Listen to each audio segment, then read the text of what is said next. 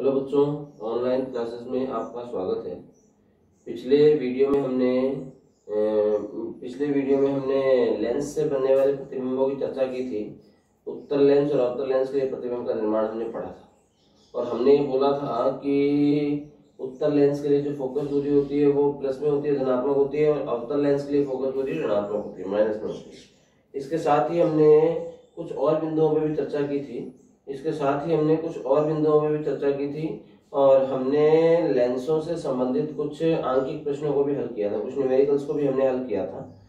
अब हमें आगे देखना है। अब हमारा जो चर्चा का विषय है आज का वो है प्रिज्म। महत्वपूर्ण टॉपिक है, सामान्यतः ये बड़े प्रश्नों के रूप में पेपर में पूछा जाता है। तो इसके बारे में अगर हम देखें, प्रिज्म क्या होता है। प्रिज्म देखो, पिरामिड के समान आकृति होती है सामान्यतः, जो है ठीक है। प्रिज्म जो है ये पिरामिड के समान आकृति होती है सामान्यतः। और प्रिज्म के लिए हम क्या बोल सकते हैं कि जैसे प्रिज्म एक पिरामिड के समान आकृति है, वो जो पिरामिड के समान आकृति है वो किससे बनी हुई है? कांच, सामान्यतः कांच से बनाया जाता है इसको, ठीक है ना। तो प्रिज्म जो है वो एक पिरामिड के समान आकृति होती है, ठीक है। और पिरामिड के समान जो आकृति है वो दो या फिर दो से ज्यादा पारदर्शी पृष्ठों से मिलकर बनी होगी। और जिस पृष्ठ से अपवर्तन होता है, पारदर्शी से क्या होगा? अपवर्तन होता है जिस पृष्ठ से, उसको हम क्या बोलते हैं? अपवर्तक पृष्ठ कहते हैं, ठीक है ना। मतलब हम ये कह सकते हैं कि प्रिज्म जो है वो दो या दो से अधिक अपवर्तक पृष्ठों से मिलकर बना हुआ होता है। और ये कैसा माध्यम होता है? सघन पारदर्शी माध्यम होता है। और पारदर्शी के साथ साथ कैसा होता है? समांगी माध्यम होता है, ठीक है ना। समझ गए आप मेरी बात को? मतलब हम ये कह सकते हैं कि वह पारदर्शी समांगी माध्यम या फिर वह समांगी पारदर्शी माध्यम जो दो या दो से अधिक अपवर्तक पृष्ठों से घिरकर बना होता है वो क्या कहलाता है? प्रिज्म कहलाता है। वह पारदर्शी सघन माध्यम वह पारदर्शी समांगी माध्यम जो दो या दो से अधिक अपवर्तक पृष्ठों से घिरा होता है वो क्या कहलाता है? प्रिज्म कहलाता है, ठीक है ना। और प्रिज्म के जो दो अपवर्तक पृष्ठ होते हैं उनके बीच का जो कोण होता है उसको हम क्या बोलते हैं? उसको हम बोलते हैं प्रिज्म कोण, ठीक है ना। प्रिज्म के दो अपवर्तक पृष्ठों के बीच का जो कोण है वो क्या होता है? प्रिज्म कोण होता है। सामान्यतया तो प्रिज्म कोण 60 डिग्री लेते हैं हम लोग, ठीक है ना। सामान्यतया जो प्रिज्म कोण होता है वो क्या लेते हैं हम लोग? 60 डिग्री लेते हैं। कुछ विशेष कार्यों के लिए भी कुछ प्रिज्म बनाए जाते हैं जिनके लिए प्रिज्म कोण आप 45 डिग्री 90 डिग्री ले सकते हो। तो आपने पीछे देखा था 45 डिग्री प्रिज्म कोण जो आप लेते हैं वो तो तब लेते हो जब आपको इसको प्रतिबिंब को 90 डिग्री पर घुमाना हो, है ना। और 90 डिग्री का जो प्रिज्म कोण है वो आप कब लेते हैं? जब प्रतिबिंब को 180 डिग्री पर घुमाना हो आपको, ठीक है ना। पीछे पढ़ा था आपने पूर्ण आंतरिक परावर्तन वाले टॉपिक में, पूर्ण परावर्तक प्रिज्म, ठीक है। तो हमने बोला कि वह समांगी पारदर्शी माध्यम जो दो या दो से अधिक अपवर्तक पृष्ठों से घिरा होता है वो क्या कहलाता है? प्रिज्म कहलाता है, ठीक है ना। और प्रिज्म के किन्हीं दो अपवर्तक पृष्ठों के मध्य का कोण क्या कहलाता है? प्रिज्म कोण कहलाता है। सामान्यतया प्रिज्म कोण कितना होता है? सामान्यतः प्रिज्म कोण कितना होता है? 60 डिग्री होता है। लेकिन कुछ विशेष कार्यों के लिए ऐसे प्रिज्म भी बनाए जाते हैं जिनके लिए प्रिज्म कोण का मान 45 या फिर 90 डिग्री हो सकता है, ठीक है। अब आगे देखें हम लोग। अच्छा, एक बात और देखना आप, पूरा प्रिज्म एक त्रिविमीय आकृति, ठीक है। पूरा जो प्रिज्म है वो एक त्रिविमीय आकृति है। तो इसलिए पूरा प्रिज्म जो है ना वो कभी भी बोर्ड पे नहीं बनता। हम उसका केवल एक परिच्छेद दिखा सकते हैं, ठीक है ना। समझ गए आप मेरी बात को? एक परिच्छेद दिखा सकते हैं, मतलब उसका एक ही पृष्ठ को दिखाया जा सकता है, ठीक है। और यहाँ से हम देखें, प्रिज्म से अपवर्तन का अध्ययन अभी हम करना है। प्रिज्म से अपवर्तन का अध्ययन हमें अब करना है। देखिए, तो यहाँ से एक बात ये देखना, आप पूरा प्रिज्म कभी भी दिखाई नहीं देगा क्योंकि वो एक त्रिविमीय आकृति है। तो हम लोग उसके एक इकाई परिच्छेद को दिखाते हैं और वो क्या कहलाता है? मुख्य काट या फिर मुख्य परिच्छेद कहलाता है, ठीक है ना। त्रिभुज के समान आकृति होगी। प्रिज्म से अपवर्तन का अध्ययन हमें करना है। जैसे इस चित्र को आप ध्यान से देख लीजिए।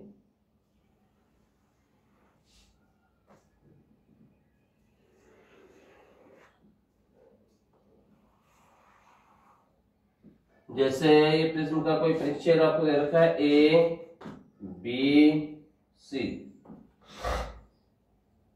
यहाँ पे माध्यम क्या? वायु या फिर कुछ और हो सकता है। इसका अपवर्तनांक हमने ले लिया n1 और ये जो प्रिज्म है इसके पदार्थ का अपवर्तनांक हमने ले लिया n2 और यहाँ पे फिर से अपवर्तनांक क्या आ गया? n1 आ गया, ठीक है ना। समझ गए आप मेरी बात को।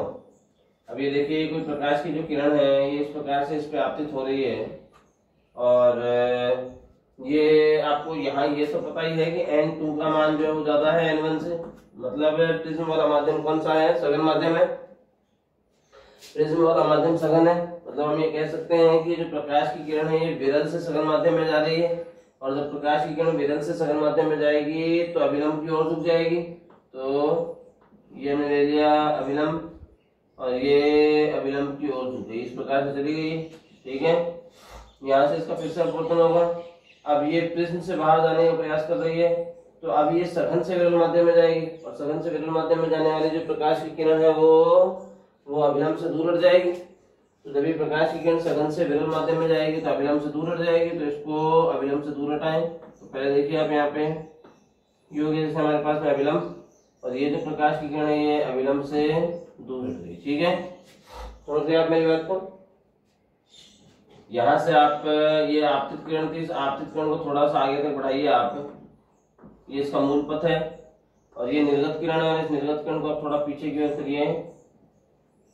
ठीक है, और इनके बीच में देखिए एक न्यून कोण बन रहा है, इस न्यून कोण को हम लोग डेल्टा से दर्शाते हैं या फिर कैपिटल डी से दर्शाते हैं। ठीक है ना, डेल्टा या फिर कैपिटल डी से दर्शाते हैं। और ये जो डेल्टा या फिर कैपिटल डी है इसका अर्थ क्या होता है, विचलन कोण, इसको हम क्या बोलते हैं, विचलन कोण कहते हैं। ठीक है ना, तो यहाँ से अगर हम देखें जैसे ये बिंदु हमने ले लिया P, ये Q, ये हो गया R और ये हो गया S। ठीक है, और ये बिंदु हो गया हमारे पास में O और ये हो गया हमारे पास में O'। ठीक है, ये कोण आपतित किरण और अभिलंब के बीच का कोण हो गया आपतन कोण I और I1 मान लो आप इसको।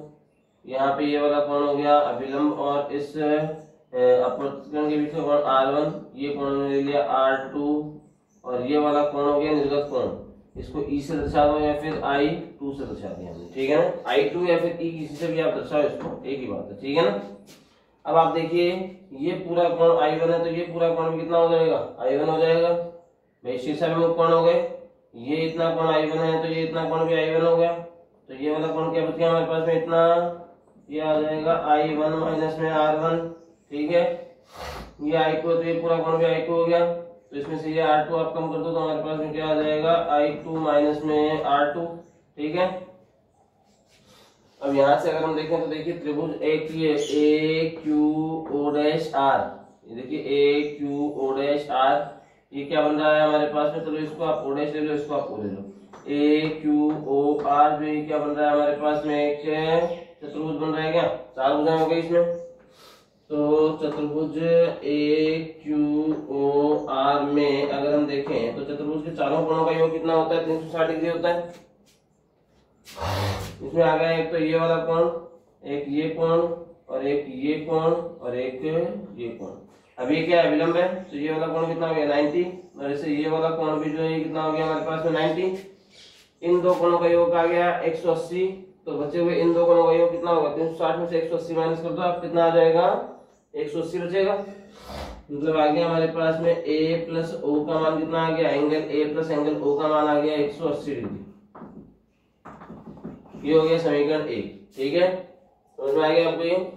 अब आप देखिए यहाँ से ये जो त्रिभुज बन रहा है QOR, इसमें अगर हम देखें तो त्रिभुज QOR में यहाँ से अगर हम देखें इस नीचे वाले त्रिभुज के तीनों कोणों का योग कितना होता है, 180 डिग्री होता है। तो अगर त्रिभुज के तीनों कोणों का योग 180 डिग्री है तो R1 प्लस R2 प्लस ये O बराबर 180, R1 plus R2 plus O बराबर आ जाएगा 180।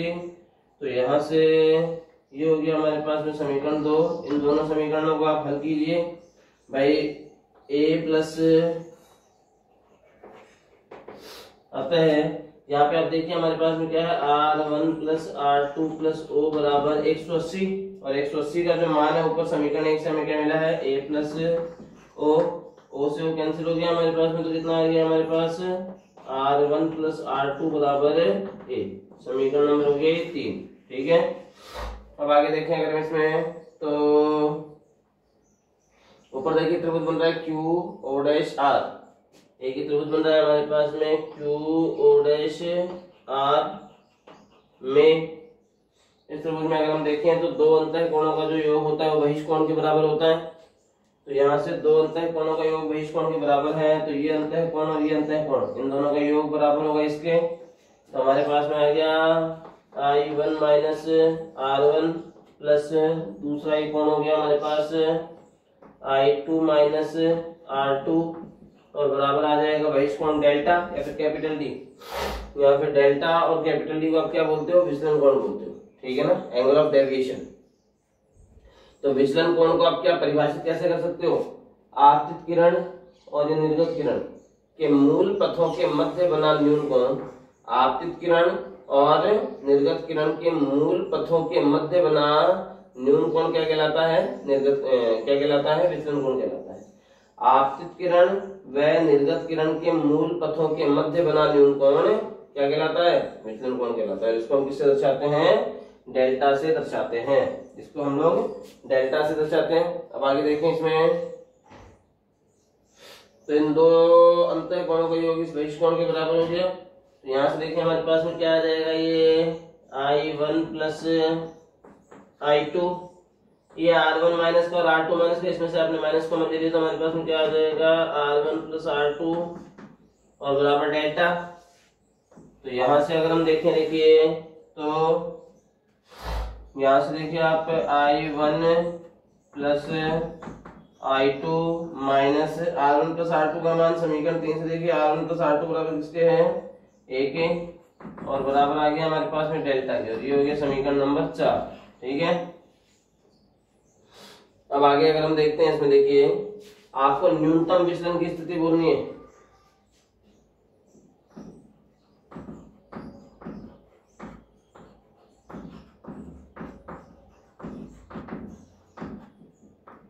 न्यूनतम विचलन के लिए अगर हम बात करें, डेल्टा के लिए क्या हो जाएगा? डेल्टा एम हो जाएगा। एम मतलब मिनिमम, न्यूनतम विचलन। न्यूनतम विचलन की स्थिति में आपको डेल्टा की जगह क्या लिख देना है भाई? न्यूनतम विचलन की स्थिति में विचलन की जगह न्यूनतम विचलन लेना है, डेल्टा की जगह डेल्टा मिनिमम लेना है। और मिनिमम डेल्टा कब होगा? इसकी वैल्यू ये जो कोण है कम से कम कब होगा? देखिए आप एक बार इस चित्र से समझिए, अगर ये किरण ऐसे आपतित हुई है और ये ऐसी की ऐसी बाहर निकल जाती, ये जैसे आपतित हुई थी वैसी की वैसी बाहर निकल जाती उतने ही कोण पे, तो ये वाला जो कोण है ये ना के बराबर होता, शून्य हो जाता, 0 हो जाता, न्यूनतम विचलन होता है ना। मतलब आप ये बोल सकते हो कि न्यूनतम विचलन की स्थिति में ये जो किरण जैसे आपतित हुई थी वैसे ही बाहर निकलनी चाहिए, और जैसे ही आपतित हुई वैसे अगर ये बाहर निकलती तो जितने कोण पे आपतित होती उतने में बाहर निकल जाती। मतलब I1 और ये जो I2 ये बराबर होती, ऐसे ही R1 और R2 जो है ये बराबर होते। समझ गए आप मेरी बात को? तो न्यूनतम विचलन की स्थिति में I1 किसके बराबर होगा? I2 के, और इसको हमने बराबर मान लिया I के, और ऐसे ही R1 बराबर हो जाएगा R2 के, इसको हमने बराबर मान लिया R के।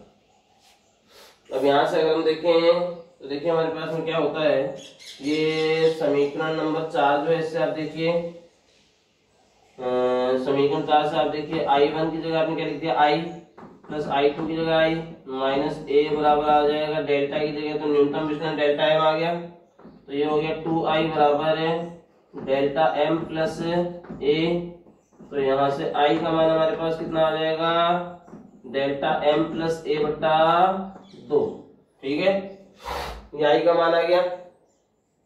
ये जो I का मान आपको मिला है, इसके साथ साथ आप R का मान ज्ञात कीजिए समीकरण नंबर 3 से, तथा समीकरण 3 से अगर हम देखें तो R की जगह R1 की जगह R और प्लस R2 की जगह R प्लस R बराबर आ गया A, तो 2R का मान हो गया A, तो R का मान हमारे पास कितना हो जाएगा? A बटा 2। ये दोनों मिल गए। अब हम लोग स्नेल का नियम लगा सकते हैं, ठीक है। तो यहां से अगर हम देखें तो अब स्नेल के नियम से अगर हम देखें तो sine I upon sine R बराबर किसके होता है? N2 अपॉन N1 के। तो यहां से sine I upon sine R बराबर आ जाएगा N2 अपॉन N1। अगर हम यहाँ से देखें N2 अपॉन N1 को आप क्या लिख सकते हो? N21 भी लिख सकते हो। और यदि आपने बोल दिया I व R अत्यल्प है तो उस परिस्थिति में साइन आई लगभग किसके बराबर होगा, आई के, व साइन आर लगभग किसके बराबर होगा, आर के। ठीक है, तो यहां से अगर हम देखें तो यहाँ पे साइन आई की जगह तो आपने लिख दिया आई और अपॉन में साइन आर की जगह आपने लिख दिया आर, बराबर आ जाएगा n/2 तो यहाँ से साइन आई का मान हमारे पास में कितना है, आई का मान हमें मिला है, देखिए आई का मान हमें क्या मिला है यहाँ से, डेल्टा m प्लस ए बट्टा 2 बट्टा आर का मान हमने मिला, हमें प्राप्त हुआ है a/2 और बराबर आ जाएगा n/2 2 से 2 कर गया बट्टा वाले, तो यहाँ से आ गया n/2 बराबर किसके आ जाएगा, डेल्टा m प्लस a/a। ये अपवर्तनांक का व्यंजक है, ठीक है ना, ये अपवर्तनांक का व्यंजक है। और आगे अगर हम देखें, अगर आपको न्यूनतम विचलन ज्ञात करना होता है यहाँ से, तो यहाँ से हमारे पास में क्या आ जाता है, n/2 और इनटू में a बराबर क्या आता है, डेल्टा m प्लस a, और इस a को आप इधर लेके आओगे तो माइनस में हो गया और बराबर आ गया डेल्टा m। तो यहाँ से डेल्टा m का मान देखिए हमारे पास में कितना आ जाएगा, a आपने कॉमन ले लिया, n/2 -1 और इनटू में आ गया a, ये आ जाएगा हमारे पास में न्यूनतम विचलन का मान। अगर इसी को हम थोड़ा सा और परिवर्तित करके देखें इस रूप को, तो आप यहाँ से बोल सकते हैं कि यदि पहला माध्यम हमारे पास में क्या है, वायु, और दूसरा माध्यम हमारे पास में क्या है, कांच, तो पहला माध्यम अगर वायु है तो n1 का मान हमारे पास में हो जाएगा 1 और दूसरा माध्यम कांच है तो n2 का मान आपने ले लिया n, तो इसलिए n/2 का जो मान है वो कितना आ जाएगा हमारे पास में, n2/n1 यानी n/1 यानी n। तो इस स्थिति में आपको n/2 की जगह लिखना है, n लिखना है, तो इस स्थिति में n/2 की जगह अगर आप n लिखते हैं तो यहाँ से तो n का मान आ जाएगा हमारे पास में, n बराबर आ जाएगा डेल्टा m प्लस a/a, और यहाँ पे डेल्टा m बराबर आ जाएगा n-1 इंटू a। ठीक है, आगे समझ में आपको ये, तो ये हो जाएगा हमारे पास में प्रिज्म से अपवर्तन। देखिए इस पूरे टॉपिक में हमने अभी तक क्या देखा है, इस पूरे टॉपिक में हमने अभी तक प्रिज्म का अध्ययन किया था और प्रिज्म के बारे में आपने कहा है कि प्रिज्म क्या होता है। सामान्यतः तो प्रिज्म एक पिरामिड की समान आकृति होती है और इसमें आप ये बोल सकते हो कि 2 या 2 से अधिक अपवर्तक पृष्ठों से घिरी हुई, 2 या 2 से अधिक अपवर्तक पृष्ठों से घिरा समांगी पारदर्शी माध्यम क्या कहलाता है, प्रिज्म कहलाता है। 2 या 2 से अधिक अपवर्तक पृष्ठों से घिरा समांगी पारदर्शी माध्यम में प्रिज्म कहलाता है। ठीक है, और किसी प्रिज्म के 2 अपवर्तक पृष्ठों के मध्य बना कोण, किसी प्रिज्म के 2 अपवर्तक पृष्ठों के मध्य बना कोण क्या कहलाता है, प्रिज्म कोण कहलाता है। समझ रहे हैं आप मेरी बात को, किसी प्रिज्म के 2 या 2 से अधिक अपवर्तक पृष्ठों के मध्य बना कोण प्रिज्म कोण कहलाता है। और ये जो प्रिज्म कोण होता है इसका मान, ये जो प्रिज्म कोण है इसका मान सामान्यतः तो 60 डिग्री लेते हैं हम लोग, लेकिन कुछ विशेष कार्यों के लिए जो प्रिज्म प्रयुक्त किए जाते हैं, कुछ विशेष कार्यों के लिए जो प्रिज्म प्रयुक्त किए जाते हैं उनके लिए इस प्रिज्म कोण का मान कितना होता है, 45 डिग्री या फिर 90 डिग्री होता है। आपने पीछे पढ़ा था जब आपने पूर्ण आंतरिक परावर्तन का अध्ययन किया था, वहां पे आपने प्रिज्म के बारे में पढ़ा था, पूर्ण परावर्तक प्रिज्म के बारे में पढ़ा था, और वहां पे आपने बोला था कि जब प्रिज्म कोण का मान 45 डिग्री था उस स्थिति में जो प्रतिबिंब था वो 90 डिग्री पर विचलित हुआ था, और जब प्रिज्म कोण का मान 90 डिग्री था उस स्थिति में जो प्रिज्म था वो कितने कोण पर विचलित हुआ था, 180 डिग्री पर विचलित हुआ था। ठीक है ना, मतलब उसको घुमाने में 90 डिग्री पर घुमाना होता है प्रतिबिंब को, तब तो 45 डिग्री का प्रिज्म कोण लेते हैं, अगर 180 डिग्री पर घुमाना होता है तो 90 डिग्री का प्रिज्म कोण लेते हैं। ठीक है ना, समझ गए आप मेरी बात को। अब यहाँ से अगर हम देखें,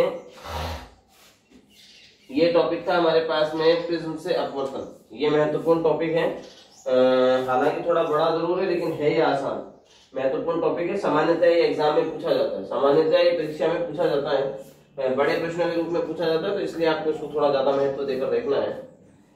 एक चीज और देखिए, यहाँ से एक चीज छोटी सी और बच जाती है। यहाँ पे आपने सारे व्यंजक प्राप्त कर दिए, न्यूनतम विचलन कोण हमने ज्ञात कर लिया, और न्यूनतम विचलन कोण और माध्यम का अपवर्तनांक हमने दोनों ज्ञात कर दिए, ठीक है ना। अब इनके मध्य ग्राफ अगर हम देखें, इनके मध्य अगर हम ग्राफ देखें,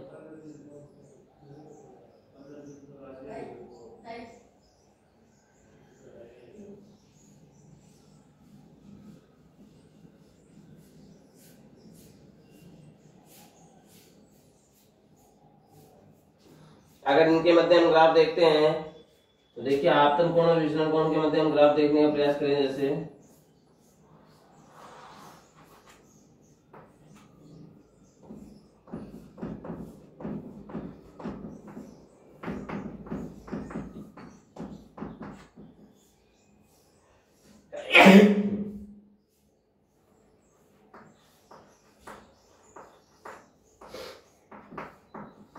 विचलन कोण, देखो स्टार्टिंग में तो क्या होता है, जैसे जैसे आप आपतन कोण का मान बढ़ाते हैं वैसे वैसे विचलन कोण का मान एक सीमा तक घटता है सर। स्टार्टिंग में तो क्या होता है, जैसे जैसे हम आपतन कोण का मान बढ़ाते हैं वैसे वैसे विचलन कोण का मान एक लिमिट तक है, एक सीमा तक घटता जाता है, ठीक है ना। उसके बाद में आई के एक निश्चित मान के लिए, यहाँ पे देखो आई का एक निश्चित मान हो गया, इसके लिए जो विचलन कोण है वो न्यूनतम हो जाता है, सबसे कम विचलन कोण है, तो यहाँ पे न्यूनतम विचलन कोण को आपने किससे दर्शा दिया, डेल्टा एन से दर्शा दिया। इसके बाद में अब अगर आप आई यानी आपतन कोण में वृद्धि करते हैं, अब अगर आप आई यानी आपतन कोण में वृद्धि करते हैं तो जो विचलन कोण का मान है वो बढ़ता जाता है, ठीक है ना।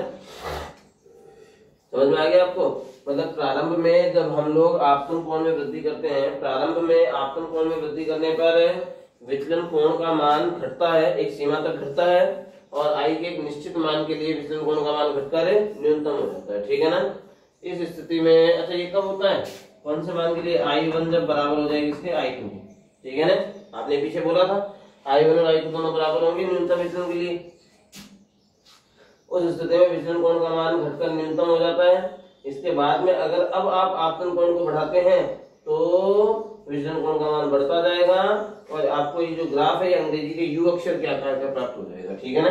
इस स्थिति में जो हमें ग्राफ प्राप्त होता है वो अंग्रेजी के यू अक्षर के आकार का प्राप्त होता है। ये था आपतन कोण और इसके मध्य विचलन कोण के मध्य ग्राफ, ठीक है। अब हम इस पे आधारित कुछ एक अंकित प्रश्नों को और हल कर लें, फिर हम आगे बढ़ते हैं। देखिए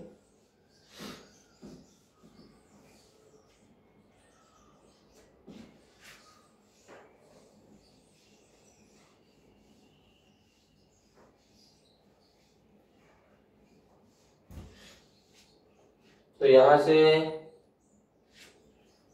आपतन कोण और विचलन कोण को और हल करें हम लोग, इस पे आधारित कुछ एक प्रश्नों को हल करने का हम प्रयास करें। देखिए तो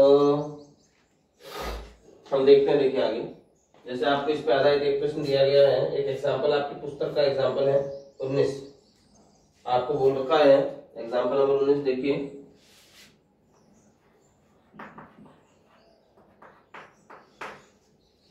आपको बोला गया है कि यदि n बराबर √3 है वाले n बराबर √3 वाले कांच के प्रिज्म का न्यूनतम विचलन कोण इसके अपवर्तक कोण के बराबर है, इसके प्रिज्म कोण के बराबर है, तो प्रिज्म कोण का मान ज्ञात कीजिए।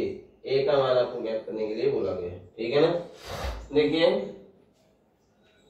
आपको बोला है n बराबर √3, ठीक है, n बराबर √3 वाले प्रिज्म, n बराबर √3 वाले कांच के किसी प्रिज्म का जो प्रिज्म कोण है या विचलन कोण जो है न्यूनतम विचलन कोण, जिसको आपने किससे दर्शाया था, डेल्टा m, वो किसके बराबर है, अपवर्तक कोण के बराबर है। देखना न्यूनतम विचलन कोण जो है किसके बराबर है, अपवर्तक कोण के बराबर है। आप देखिए भाषा सुनिएगा, अपवर्तक कोण केवल नाम से आपको कंफ्यूज करने की कोशिश की गई है। ये प्रिज्म का एक अपवर्तक पृष्ठ और ये एक और अपवर्तक पृष्ठ, इन दो अपवर्तक पृष्ठों के मध्य बनने वाला जो कोण होता है ये क्या होता है, प्रिज्म कोण होता है। और यही कोण दो अपवर्तक पृष्ठों के बीच में बन रहा है, तो इसी कोण को आप क्या बोलोगे, अपवर्तक कोण बोलोगे। मतलब अपवर्तक कोण कौन सा हो गया, ये ए हो गया, ठीक है ना। समझ गए मेरी बात को, इसी को आप प्रिज्म कोण बोलते हैं, ठीक है ना।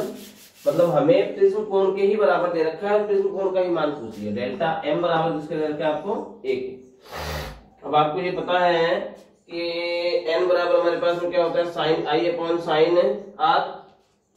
स्नेल का नियम लगाइए आप, तो sine I upon sine R बराबर आ जाएगा हमारे पास में n2 अपॉन n1 होता है।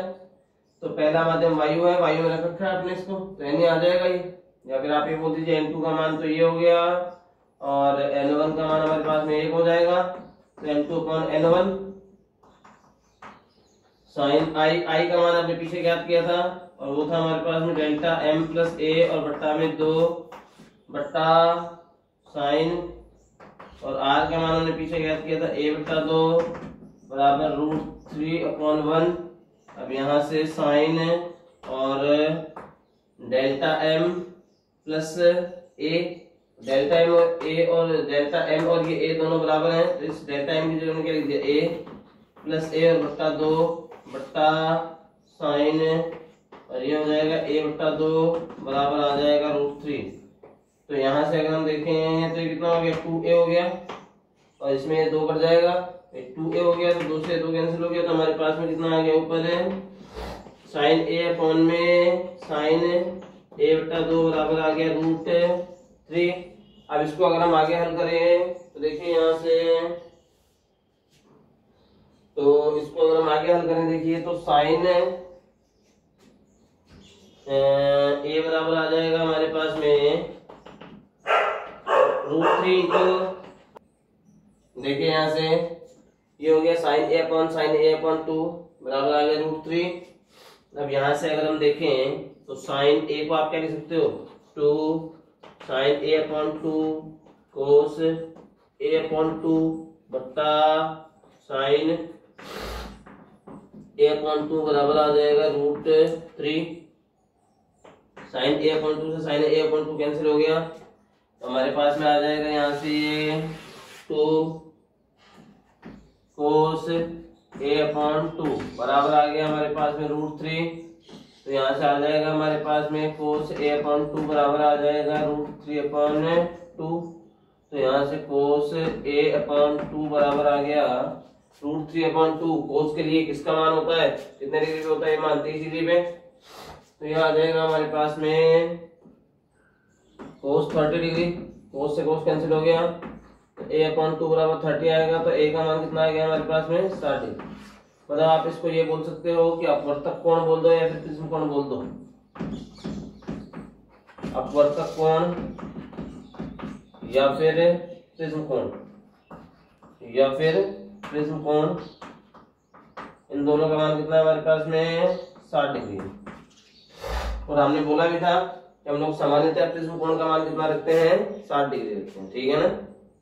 सामान्यतः प्रिज्म कोण का मान 60 डिग्री रखा जाता है, लेकिन कुछ विशेष कार्यों के लिए जो प्रयुक्त होने वाले प्रिज्म होते हैं जिनका उपयोग आप प्रतिबिंब को घुमाने के लिए करते हो, प्रतिबिंब को रोटेट करने के लिए आप करते हो, उस स्थिति में प्रिज्म कोण का मान 45 डिग्री और 90 डिग्री भी लिया जाता है, ठीक है।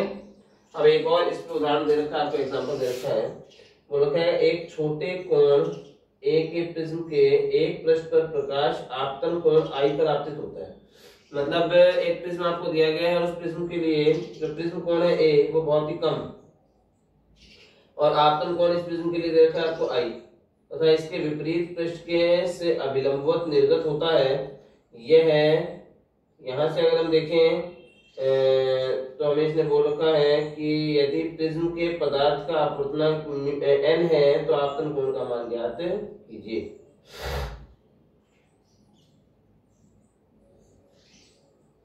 तो देखिए यहाँ से हमारे पास में इसने क्या बोला है, a का मान तो बहुत कम है और आई आपतन कोण है और निर्गत अभिलंबवत निर्गत हो जाता है प्रकाश जो है।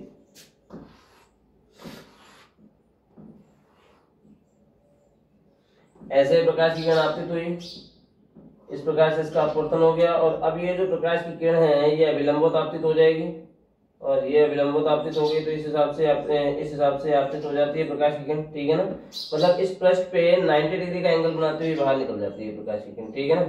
इस पृष्ठ से 90 डिग्री का एंगल बनाते हुए बाहर निकल जाएगी। तो इस स्थिति में R2 का जो मान है यहाँ पे कितना हो जाएगा हमारे पास में 0 हो जाएगा, ठीक है। तो यहाँ से अगर हम देखें तो इस स्थिति में एग्जाम्पल नंबर है हमारे पास में 20, और इस स्थिति में अगर हम देखें तो इस स्थिति में R2 का जो मान है हमारे पास में कितना हो गया, 0 हो गया। इस स्थिति में R2 का मान हो गया 0। हमें पता है R1 प्लस R2 बराबर हमारे पास में क्या होता है, A। R2 का मान 0 है तो R1 बराबर किसके आ गया, A के। और जो प्रिज्म आपने बना रखा था वो लेंस कांच का बना हुआ था, और इसका अपवर्तनांक आपको दे रखा है n। और हमें पता है कि साइन n बराबर हमारे पास में क्या होता है, साइन i अपॉन में साइन r। i और r बहुत कम है तो साइन i की जगह i लिख दिया, और अपॉन में साइन r की जगह आपने r1 लिख दिया। तो यहाँ से